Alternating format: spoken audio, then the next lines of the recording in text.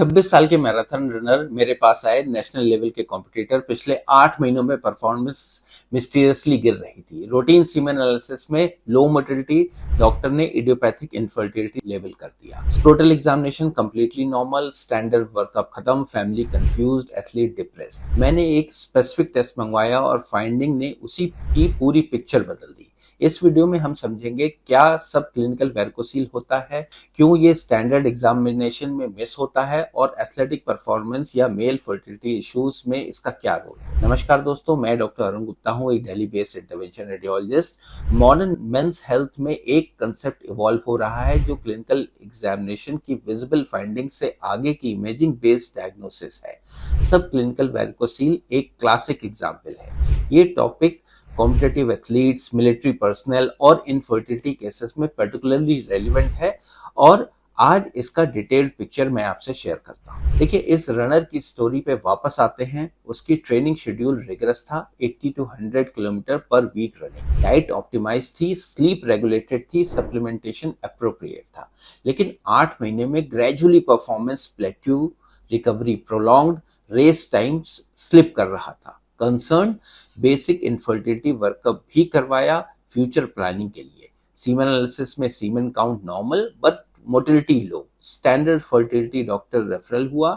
Scrotal examination completely silent था, grade 0 varicocele, non palpable. Therefore conventional diagnosis, idiopathic और empirical treatment with antioxidant etcetera. इस point पे वो मेरे पास आए। मैंने कुछ स्पेसिफिक क्वेश्चन पूछे, performance pattern, scrotal sensation, post training, family history. फिर मैंने एक स्पेसिफिक टेस्ट रिक्वेस्ट किया, scrotal Doppler with Valsalva manoeuvre. Result grade 1 left varicocele with documented Venus reflex, clinically invisible, ultrasound positive. यही ये उसकी पूरी स्टोरी रिफ्रेम हुई। देखिए, वेरिकोसील ग्रेडिंग समझते हैं। क्लिनिकल ग्रेडिंग कन्वेंशनली 3 लेवल्स पे होती है। Grade 1 palpable only with Valsalva, grade 2 palpable at rest, grade 3 बाहर से ही विजिबल। लेकिन इमेजिंग क्लासिफिकेशन डिफरेंट होता है। सब क्लिनिकल वेरिकोसील जो कन्वेंशनल एग्जामिनेशन में डिटेक्ट नहीं हुआ है, अल्ट्रासाउंड डॉपलर पे डॉक्यूमेंटेबल वीनस रिफ्लेक्स दिखाता है। मैकेनिज्म क्या होती है?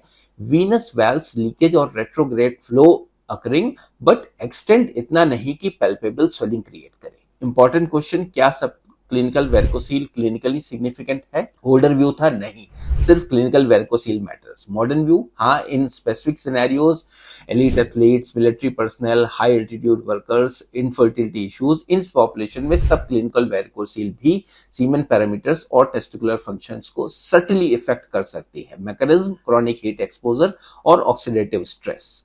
सब क्लिनिकल वेरिकोसील डिटेक्ट करने के लिए colour Doppler ultrasound with Valsalva manoeuvre mandatory है। रूटीन स्क्रोटल अल्ट्रासाउंड इसकी डायग्नोसिस में इनसफिशिएंट है।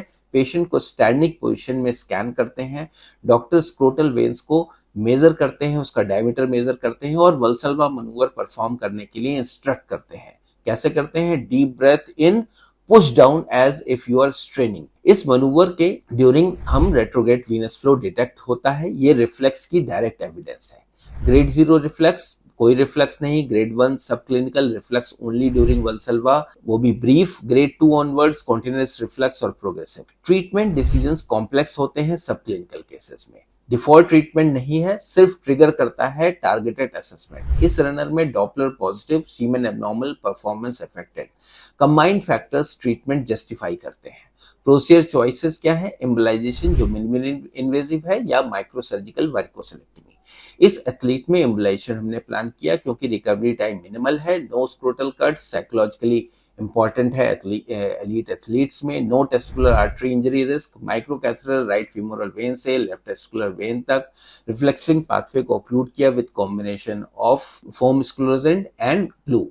प्रोसीजर 45 मिनट का, same day discharge. Recovery time next day light activity, 5 days के बाद अपनी नॉर्मल एक्टिविटी स्लोली और बढ़ा सकते हैं। 4 to 6 वीक्स में पीक परफॉर्मेंस पे आ सकते हैं। आउटकम मॉनिटर कैसे करते हैं? सीमेन पैरामीटर एनालिसिस 6, 9 और 12 महीने पे इंप्रूवमेंट पैरामीटर्स को देखा जाता है कि सीमेन के पैरामीटर्स नॉर्मलाइज हो रहे हैं कि नहीं। 6 महीने बाद performance metrics back to baseline आ गई इन पेशेंट्स की। 9 महीने बाद पर्सनल बेस्ट किया इन्होंने मैराथन में। वाइडर एप्लीकेशंस क्या है? Competitive athletes, cyclist, runner, weight lifters, infertility cases में मेल फैक्टर और subtle varicocele, prolonged standing occupation with semen issues. Eligibility for treatment क्या है? Documented sub clinical varicocele plus correlative symptom और function impairment. Comprehensive assessment ruling out other causes. Important nuances share करता हूं, sub clinical varicocele in completely asymptomatic fertile patient with normal semen treatment usually indicated नहीं होता है। Trigger has to be the clinical correlation. Routine treatment of all subclinical cases over medicalization होगा। Decision personalised है, doctor को discussion में लीजिए मेरे सब क्लिनिकल वेरिकोसील और मेरे सिम्टम्स का कनेक्शन क्या है। दोस्तों, ये मैसेज उन एथलीट्स, कॉम्पिटिटिव प्रोफेशनल्स और इनफर्टिलिटी कपल्स के लिए है जिनमें कन्वेंशनल वर्कअप कंक्लूसिव नहीं है। इडियोपैथिक लेवल एक्सेप्ट करने से पहले comprehensive scrotal Doppler with Valsalva consider करें। हिडन कॉजेज डिस्कवरी से मैनेजमेंट कंप्लीटली चेंज हो सकती है। सेव कर लीजिए इस वीडियो को और दोस्तों के साथ शेयर जरूर कीजिएगा। नेक्स्ट वीडियो में बीपीएच का टॉपिक एक्सप्लोर करेंगे और स्पेसिफिकली जब बीपीएच एज एक्सपेक्टेशन से अर्लियर हो। तब तक नमस्कार। आपके इसके बारे में कोई प्रश्न हो तो मुझे कमेंट सेक्शन में पूछ सकते हैं, मैं सारे सवालों का जवाब दूंगा।